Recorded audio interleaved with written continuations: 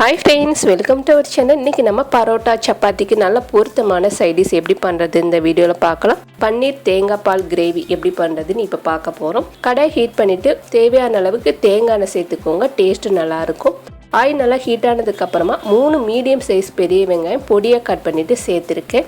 வெங்காயம் வதங்குறதுக்கு கொஞ்சமா இதுல உப்பு சேர்த்து வதக்கும்போது வெங்காயம் சீக்கிரமாவே வதங்கிரும். வெங்காயத்தை நல்ல ஸ்லோ ஃப்ளேம்ல வச்சு நல்ல ஒரு கோல்டன் கலரா மொறுமொறுப்பா வரணும். இந்த அளவுக்கு வதக்கிக்கோங்க. வதங்கினதுக்கு அப்புறமா 1 டேபிள் ஸ்பூன் இஞ்சி பூண்டு பேஸ்ட் சேர்த்து அதை ஒரு 2 நிமிஷம் நல்லா வதக்கிடலாம். இப்போ நல்லா வதங்கினதுக்கு அப்புறமா 3 மீடியம் சைஸ் தக்காளி விழுத அரைச்சிட்டு இது கூட சேர்த்துக்கோங்க. எந்த சைஸ்ல வெங்காயம் எடுத்தீங்களோ அதே அளவுக்கு தக்காளியை விழுத அரைச்சிட்டு சேர்த்துக்கோங்க.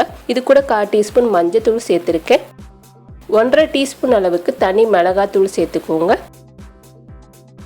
2 டேபிள் ஸ்பூன் அளவுக்கு தனியாத்தூள் சேர்த்துக்கலாம். சேர்த்துட்டு இதை நல்லா மிக்ஸ் பண்ணிடுங்க. சுருளை வதங்கணும்.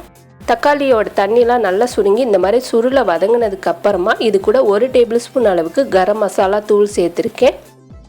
சேர்த்ததுக்கு அப்புறமா இன்னும் கொஞ்சம் உப்பு சேர்த்துக்கலாம். கிரேவிக்கு தேவையான அளவுக்கு உப்பு சேர்த்துருங்க. சேர்த்துட்டு இது கூட 1 கப் மட்டும் தண்ணி சேர்த்துக்கிற போகிறோம். நம்ம தேங்காய் பால் சேர்க்கறதுனால நான் தண்ணி கம்மியாக தான் சேர்த்துருக்கேன்.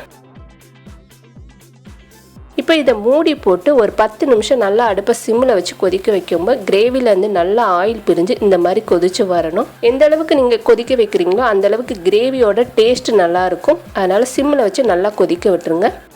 இப்போ இது கூட 250 கிராம் பன்னீர் சேர்த்துருக்கேன். கொஞ்சம் பெரிய பீஸாக கட் பண்ணிவிட்டு சேர்த்துருக்கேன்.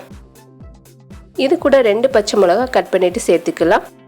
சேர்த்ததுக்கு அப்புறமா இதை நல்லா மிக்ஸ் பண்ணிவிட்டு நல்லா திக்கான தேங்காய் பால் 1 கப் அளவுக்கு சேர்த்துக்கோங்க.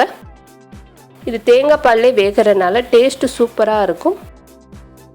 இப்போ நல்லா மிக்ஸ் பண்ணிவிட்டு இதை மூடி போட்டு நல்லா சிம்மில் வச்சு கொதிக்க வச்சிட்டிங்கன்னா நல்லா ஆயில் பிரிஞ்சு சூப்பரான நம்மளோட தேங்காய் பால் பன்னீர் கிரேவி ரெடி ஆயிடும். இப்போ சூப்பராக ரெடி ஆயிடுச்சு. இதுக்கு மேலே கொஞ்சமாக கொத்தமல்லி சேர்த்து நம்ம இறக்கலாம். சப்பாத்தி, பரோட்டா, ஒயிட் ரைஸுக்கு இது சூப்பராக இருக்கும். இப்போ நல்லா மிக்ஸ் பண்ணிவிட்டு வேறு பவுலில் மாற்றிருக்கேன். இதே போல் நீங்களும் கண்டிப்பாக ட்ரை பண்ணி பாருங்கள். இந்த வீடியோ உங்களுக்கு பிடிச்சிருந்துச்சுன்னா லைக் பண்ணுங்கள், ஷேர் பண்ணுங்கள். மறக்காமல் நம்மளோட சேனலுக்கு சப்ஸ்கிரைப் பண்ணுங்கள். தேங்க்யூ.